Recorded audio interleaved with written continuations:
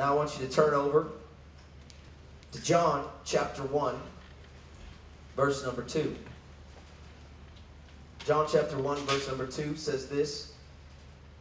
He was with God in the beginning, and through him all things. How many things? All. How many things? All. So all things. So your destiny, so you, so the world, so the planet, so the air that you're breathing, all things were made in him. Without him, nothing was made that has been made. In him was life, and that light was the light of all mankind. That light shines in the darkness, and the darkness has not overcome it. Verse number 9. The true light that gives light to everyone was coming into the world, and he was in the world, and though the world was made through him, the world did not recognize him. He came into that which was his own, but his own did not receive him. Yet all who did receive him, to those who believed in his name, he gave the right to become sons of God, to become called. Do we have any called people in this room tonight? So what is this all about? Christmas. We just celebrated it. We just had our tree up and got presents and the manger scene. How cute. What is it all about? Santa? I mean, there are actually full-on jobs that surround around Christmas. We took Lyric to see Santa. And I don't think she believes he's real. Started pouring on his beard, but there are guys, it was a real beard. I mean, there are people that's their whole life is surrounded around being Santa. I mean, this is not just a holiday. So what is Christmas all about? What's the reason for the season? I think I know. Presents. I think the reason for this season is presents. I think it's because not the presents that men give you, but the present that God gave from the foundations of the earth, and his name is Jesus. Does anybody know about him? Do you really? The first Christmas probably wasn't a lot like our Christmases. I mean, my Christmas, my wife puts incredible paper and eloquence to everything she does. The tree is designed and the lights and all the shopping and all the fun that we do. But I guarantee the first Christmas probably looked nothing like our Christmas. Yeah, it probably was not filled with bows and joy and cheer. In fact, most likely these two young people, this 13-year-old and this 14-year-old who got called from God, didn't choose to be called, didn't ask to be called, just wanted to be normal, man, just wanted to fit in, just wanted everyone to accept them, were excited about their new journey in life, and here comes God, messing with their whole plan. I guarantee the first Christmas looked nothing like our Christmas. In fact, according to my Bible, and I know according to yours, first Christmas actually brought fear to the people that were involved in the main characters of the story. Actually, it brought turmoil to the main characters of this story, Mary and Joseph. Joseph, he wasn't trying to get closer to sweet baby Jesus.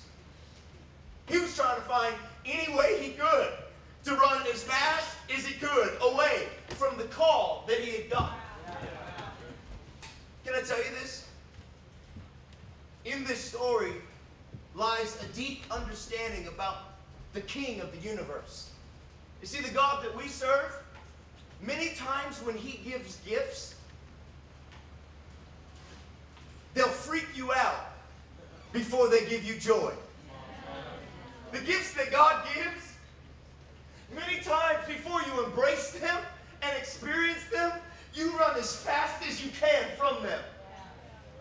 Oh, I don't know. I don't think maybe I've got real people in the room that can really say, because can I tell you this, every single gift that God's ever given me, I've ran from it before I opened it. Joseph is looking for any exit. Can someone please help me? The only place that God had left to get to him was in his dreams. He wakes him up in the middle of the night. Joseph, stop being afraid. Do not fear. You know what I came to tell a generation tonight?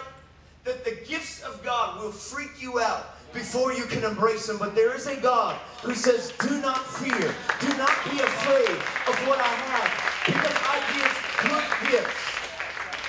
In fact, the gifts of God that he gives will probably make people disown you before they embrace you.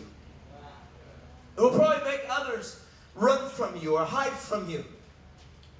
Why? Because the things of heaven are not of earth. When God starts giving you gifts, it's outside of the boxes of normal, of average, of okay. If you've been called to be a pastor in this room, you understand exactly what I'm talking about. Every single time God gave me a new gift in this thing called life, in this journey, He called me out and He called me to something. He gave me a vision of where it was going. But the in-between, man, it gets crazy up on the in-between. How crazy was it that Joseph, he almost discredited and discontinued the very thing that would give him redemption. Wow. Can you imagine if he would have shut Jesus down? His very life hung in the balance of something that scared him to death. But I would say this, that the gifts and call of God, I don't know if it's so much the gift that scares us, but maybe it's just the wrapping. Maybe the gift, because God, He's a good God, and He only gives good gifts, but maybe it's not the gift that's scaring us. Maybe it's the wrapping that it comes in. You see, the God that I serve, He doesn't wrap with cute bows or nice print. In fact, most of the time when He wraps, it looks more uglier than the gift that's inside. People usually do it all the other way. They try to wrap something to look nicer. You ever gotten a white elephant gift? I don't know if you've ever experienced one of those parties where you put the gifts on the table and you try your hardest. You put like a weird, a dead animal you found on the side of the road in a box, or a weird troll that you had from the last Christmas, and you hide it, and then people come to the table and they pick a gift, and you're excited because they're going to get the weird gift, and you gave them a fake Starbucks card or whatever it is. But God doesn't wrap gifts like that. Oftentimes, the gifts that God has, the wrapping looks nothing like what's on the inside. And the wrapping came in this ugly gift. I want to be married. I want to have this awesome time. I've waited my whole life. I've chose this woman. It's going to be incredible. And all of a sudden, here comes the wrapping. And Joseph does everything he can to run from the only thing that will bring him redemption. Yeah, sometimes the gifts of God come wrapped in getting fired from a job.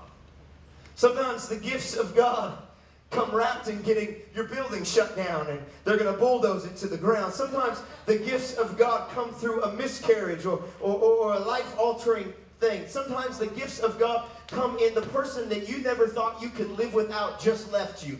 Sometimes the gifts of God come wrapped in what you thought you couldn't do or thought you couldn't be. But can I tell you this? They're not wrapped that way so God can scare you away. They're wrapped that way because God has some power inside and He's trying to sneak it under the lines. Yeah, this gift that Joseph ran from,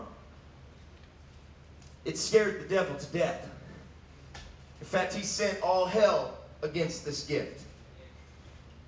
God comes to Joseph in a dream and He says, fear not. Fear not. Why? Because I'm with you. And He says, look, Joseph, what I need to tell you is that thing that's in Mary,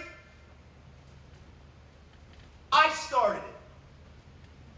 The Holy Spirit did it. You know why He said that? Because anything God starts, He finishes. I need to tell you this today. Don't start anything God didn't start. Don't jump into anything God didn't call you to jump into.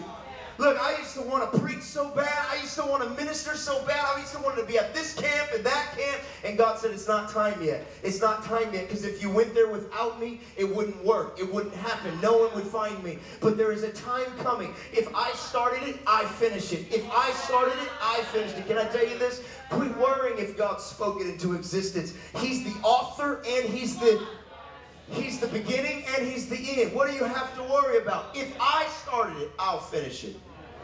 But Joseph was afraid, man. What was he afraid of? He was afraid of perceptions. What will people think when I can't explain it? When I can't help them understand? The fear of how they'll feel when you open this. The fear of what they'll say. The fear of what they'll do. Will they leave too? He was just not afraid of that, but he was also afraid of the fact, do I have enough to finish what you started? Do I have enough to do what it takes? Many people are called to different things. But the question always comes, you probably quit in the middle. You probably not keep going with this. I mean, you quit last year. You got started last year. You lifted your hand. This thing called salvation, do you really have what it takes to get to the end of it? So because you don't have what it takes, it probably shouldn't start. But I came to tell you today that if God started it, He finishes it. And He gets on this journey. You ever notice in the Bible how Mary, carrying the Son of God, the one who gave life to the universe. I don't know if you ever thought about this, but they're going through town and door after door is shut. They go up to one hotel and if you're a husband in this room and you've seen a wife give birth, that is like a crazy thing, right? After my wife gave birth to my child, I bought her a Tiffany's necklace, and I didn't even have the money for it, right? I'm a church plant. I just put it on the credit card, baby. I bought her a Tiffany's necklace, and I bowed down and I said, "You are my freaking hero. You're like the coolest person I've ever met. William Wallace, he is a wimp compared to you. You are a champion. Like, you can take anybody out, baby. I'm with you for life, right?" And then I called my mom and I said, "Mom, I am so sorry. I am so sorry for every text message I didn't return. I'm so sorry. I was such a jerk all the time. I love you. I love you. I'll do anything you say," right? And I'm just telling you, someday, future men in this room, when your wife has a baby, someday you're gonna call me up or you're gonna email me or something. You say, "You were right, man. My wife is a champion," right? And so I'm thinking, if the Son of God, give the woman some pain meds. Give her a room. Give her some decency. Give her, ladies, hello. Like, look, not even a hotel. No, don't take me to the hotel. Give me IV. If that's me, I'm so glad I am a man. I do not want to be a woman. That is not okay. Y'all have something inside you, man. Strength. Right? But the Son of God, look at this. This crazy picture. Every place they go, every hotel. No room here, no vacancy, and all the way they're led to what we believe is a barn. And this is where Jesus is born. You ever thought about that? You ever thought how crazy that is? To a 13 and 14-year-old. The mind, what we're doing here today, this conference, me flying here, people all over the world worshiping Jesus. I'm staying in a hotel, guys. You know what I'm saying? Pastor Jack didn't put me up in a barn, right? I'm in a hotel. But the Savior of the universe. Do you see this? Do you understand? Is this connecting? Am I speaking Australian? Wait. Are you kidding me? Look, why? Why in the world? You ever just, sometimes I just think, why? You know what I'm saying? Like, have you ever thought about holidays and stuff like that? Just like Easter, you know what I'm saying? A chicken, pork, an egg, and then we act like the Easter Bunny did it, and then we hide eggs all over our backyard. For why? We don't know. To show that Jesus died on the cross, right? It just doesn't make sense. Christmas is like the holiday for drunken people. We're going to bring the tree in here. We're going to bring the tree in the house. I don't know. Put lights on it, right? It's like, what? A barn! What in the world? Couldn't you give him a crib? I don't want my son in a barn. Why did you want yours? So I started thinking. You ever just thought as a Christian? You just stop being like, and you're just like, oh, I wonder what this Bible really means, right? I'm like, what is this? And I found this amazing article. You know that there actually, through science, there is actually a man who got together with a whole bunch of other scientists and discovered the mathematical probability of Jesus being the Christ. The mathematical probability of this man being who they prophesied about. Like the probability, like in this room, you know, 1 out of 10 people is going to have blonde hair and blue eyes. You know, what that would mean is if we had a hat and we put all your names in here before you were born, 1 out of 10, we're going to pull a name out of a hat, and 1 out of 10 will have that. Okay, so they took, what is the mathematical probability of a man that could be born? Now, I don't know if you understand, but Jesus didn't just show up and then we wrote about him later. People, before he ever existed, prophets that God had sent, some thousands of years before he ever showed up, began to speak that he would come. Things like this, like David spoke about the way he would die on a cross. He would die of crucifixion, yet David in his day, the crucifixion didn't exist. But yet he prophesied that he would be crucified and he would be done at a certain time. Things like Daniel prophesied some 350 years before he was here. Micah prophesied some 700 years where he would live, what city, what parents. I don't know if you understand this, but there were over 456 prophecies about sweet baby Jesus before he ever showed up. Written about, not like they wrote it afterwards. It was already pre-written that one man, a Messiah, would come. 465 different prophecies, not just things like, oh, here's what you're going to look like, so he could plan it. Like not just things he would do, but things that others would do to him. Do you understand? Like how do you plan to be born in a certain family at a certain time and then not even be born in the town that your parents are from, but be born in a different town that they prophesied? How do you plan that? How do you somehow work it out, you know, inception or whatever, to be born at a certain time to certain parents? How do you get it? How do you plan your death? How did Jesus, like, he just figured it out? Like, and that he would die next to 2 others, a crucifixion death, and that they would break both their legs but not break his, as was custom to do. Wow, that's crazy. They would gamble for his clothes when they never did that. The soldiers would gamble for his clothes. Oh, how did he figure out that he would have someone betray him in his own camp, including, actually, his friend would do it because he was fulfilling all 465 prophecies. And let me tell you this. You want me to blow your brain just for a second? Is that okay? Can I take you on a math adventure? This is a funky adventure, I'm telling you. Look. This scientist got together, and he was from a college, and he got together, his name was Peter Stoner, and he got together with over 600 different university students to find out what is the probability that one man could do this. I want to know. I want to know, just a shot in the dark, like it just happened. Right? And he said, what is the mathematical probability? We took over 600 students from 30 different classes, not Christians, just whatever race, whatever theology they had, atheists, whatever. We took 600 different students, and we mathematically tested what the Bible says with what he did. Can I tell you some of the results they got? They said this, that the probability of one man doing only 8.